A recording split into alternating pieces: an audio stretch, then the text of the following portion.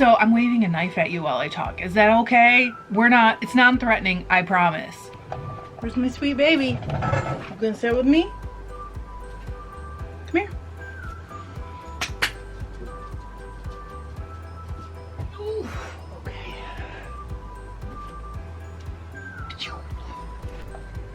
Scooch over. You gotta scooch over. Hello and welcome to FiberLoveDiary. There's a reflection on my glasses. I'm sorry, you guys. I don't have time to put contacts in, but I love you and I'm sorry. My battery's dying. Be right back.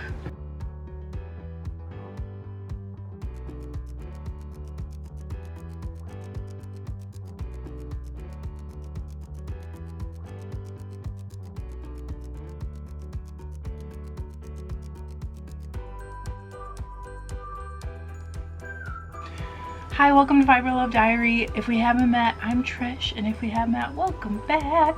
I'm sorry about the glare on my glasses. I don't have time to change them because I have to be somewhere in like an hour, and I need to film this with you guys really fast first. How do people do this with glasses and not have a glare? How do you do that? Do you like point your glasses in a weird direction? I don't understand how it works.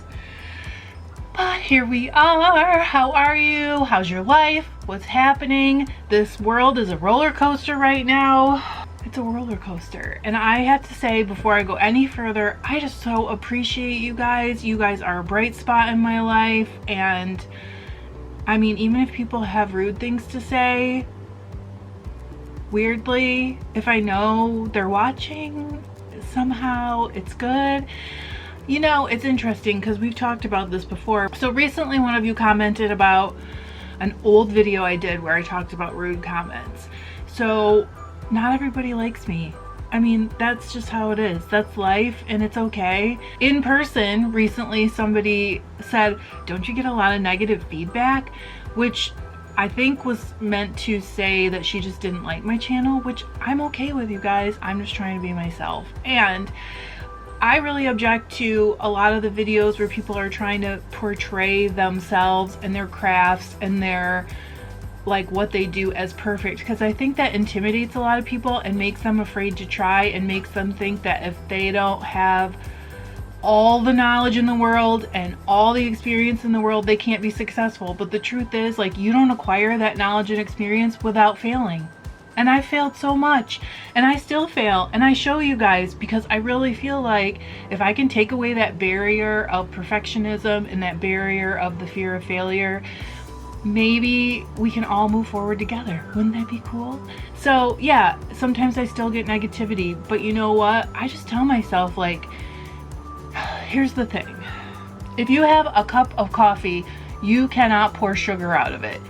If you go to the store and buy a can of beer, you can't pour cream soda out of it. It has beer in it, right? So it's the same with people. People cannot pour out love and encouragement if they're full of judgment and ugliness. So you should feel bad for those people. You should feel like empathy or sympathy for people who don't have anything good to come out of them, or at least can't just, you know, keep scrolling, hit stop, move on. It's fine. I'm good with it. Anyway, that was a lot. I love you guys. How are you? Like I said, I have to be somewhere in like an hour. I forgot lip gloss, but I know you guys will love me anyway because I love you anyway. And have you ever loved anyone ever in your entire life because they did or did not remember lip gloss? You haven't. And I haven't either. A while ago, by the time you see this, it'll be like 2 months back, I did a live where I talked about buying raw fleece online and kind of the way I think about it so that I can make decisions, because I'm very particular about it.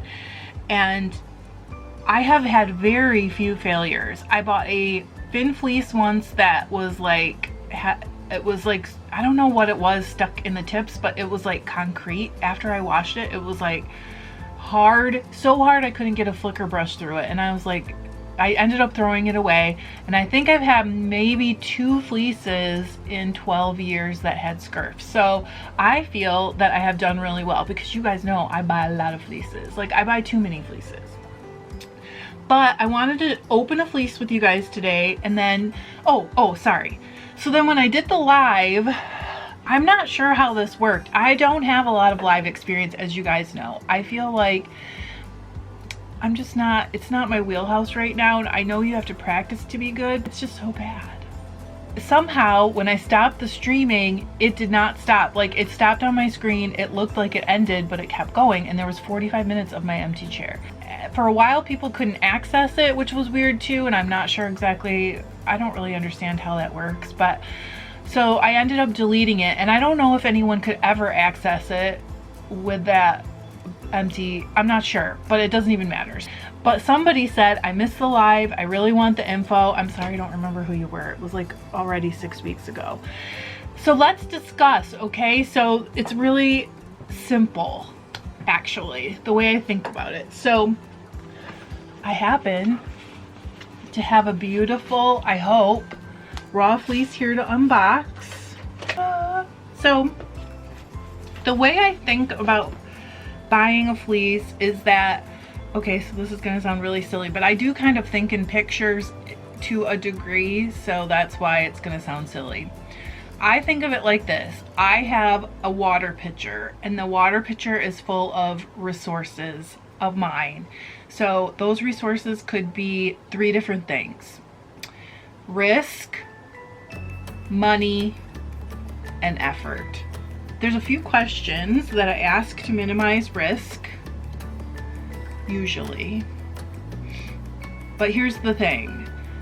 So if a shepherd isn't a hand spinner, hasn't hand processed fleeces, they might answer to the best of their ability and their knowledge, but they might not really truly know what you're asking. If you're buying a fleece online, you're not in person, there's risk, period. There is some risk. So part of your picture is poured out in risk immediately, okay?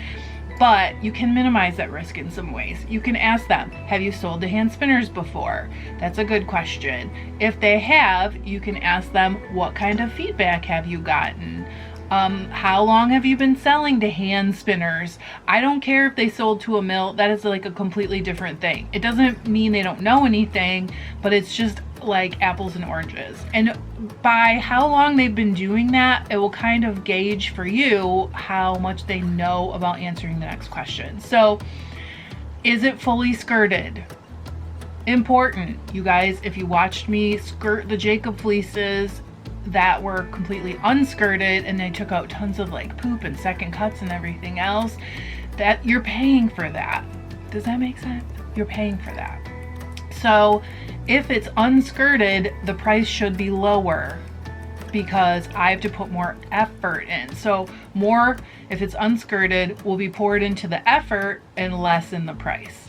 And it's a little bit more in the risk, let's be honest. Next, have they tested a lock to see if it's sound? So I'm going to show you how to do that with this. It's called a snap test, and there's actually a really good video on it. I think it's Esther Rogers does a video on buying fleece in person. I know I'm not supposed to cut towards myself. I know, I'm a mom, you know, I think of these things immediately. She's got a really good video on buying them in person, and so that could also give you some questions. If they've tested it and they say it is sound, great, but you're still a little bit more in the risk because you really don't know if they know what they're doing, right? You just don't know. So, and again, that will fall into the how much experience do you have selling to hand spinners, right? Okay, I would say the kind of last factor for me that tells me this stuff is what the breed is. So if it's a very, very greasy breed, you're gonna lose a lot of the weight to grease. And that doesn't necessarily mean that I'm not willing to pay more for it, because a lot of times those are very fine fleeces and very nice fleeces, and I'm willing to pay for a great fleece. But the risk always cuts down on the money for me. So I bought this fleece a few weeks ago in Raw Wool for Sale on Facebook. It's a group, and it's an awesome group. Of course I love that group, hello. And I paid for a, what do you call these boxes? a flat rate box, but a bigger one for shipping, and they sent me a message and said we managed to squeeze it into a smaller flat rate box, so there's a $5 bill in here. So you guys, woo, I feel like I won. There's a $5 bill in this box. Okay, it's really crammed in here, holy moly. So this is from James Merrifield. He's in Buckley, Washington. I'm not sure what their farm is called, but it is a real farm. And it is a fin fleece. So it was like 3-point-something pounds. I want to say it was 3.7 pounds, or maybe it was 3 pounds 7 ounces. And I paid $50, and it was $20 to ship. I paid $25. That's why I got $5 back. Okay. I'm excited. I have not bought a fin fleece since I bought that one that was like concrete on the tips. Do I want to take it out of the box? I guess I'm gonna probably have to. So it's like in a brick. Fin sheep are typically a little bit smaller than a lot of other breeds, but people like them a lot because they are also known for multiple births, so they produce a lot of babies. I have had quite a few fin fleeces and I really like them, but they've been there's been a wide variation, kind of like a lot of things, in like their characteristics for me. They come in a lot of different colors, which is kind of awesome too. So this one is a natural black, but I am kind of assuming it is going to smell good. It's okay. I'm kind of assuming it's going to have some bleaching on the tips. They usually do. And the sheep's name is Ellie Mae. Oh my gosh, look at this thing grow. Hi. All right. Okay. It smells beautiful.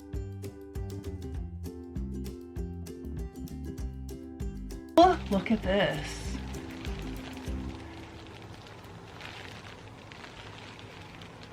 I'm gonna take a little bit out. This is a really pretty fleece. Okay, so here's a lock. Let's get it in focus. I'm gonna guess that's 3.5 inches. I'll measure really quick. It's pretty fine actually. It doesn't really look it because the crimp is a little looser. Can you guys, yep, you can see. The crimp's a little looser, but it's quite fine. Hang on. Oh, so it's like 4 inches. Let's see. If you get the whole lock in, it's about 4 inches. This is so clean. This is a very sound fleece. And I'm happy. I'm really happy though, you guys. I'm gonna have to get this washed though while I can still wash outside. It's a beauty. Every breed has variation. It's just the way it is. You can't ever buy 2 fleeces that are exactly identical. That's what makes it awesome, but also what makes it like a little risky. So that's how I think of it. Basically, I think you have a picture of resources. You are gonna spread them out over 3 different buckets, and if you're pouring more into the risk, you're gonna wanna pay less money. And if you're pouring a lot into the risk and the effort, then you want to pay even less money. That's how that Jacob fleece purchase went, because I knew that it was quite a good size risk, and also I was probably gonna have to put a lot of effort into it because it wasn't skirted. So I was only willing to pay a low price. But if I'm buying from someone I've bought from before and had like really great luck with and loved and didn't have to work my buns off to get a beautiful fleece out of it, then I'm willing to pour almost all of my resource picture into the money. It's just like a little, I don't know, metaphor to help you visualize how to think about buying fleeces online. And again, I have had very little problem, but I have also always been willing to put in more effort if I thought the fleece was beautiful. I love you guys. I hope you are having fun. I cannot wait to see you next time. Again, I want to thank you guys for being a bright spot on my COVID roller coaster. I think everybody like is needing some like buoying up right now, and it's not just COVID.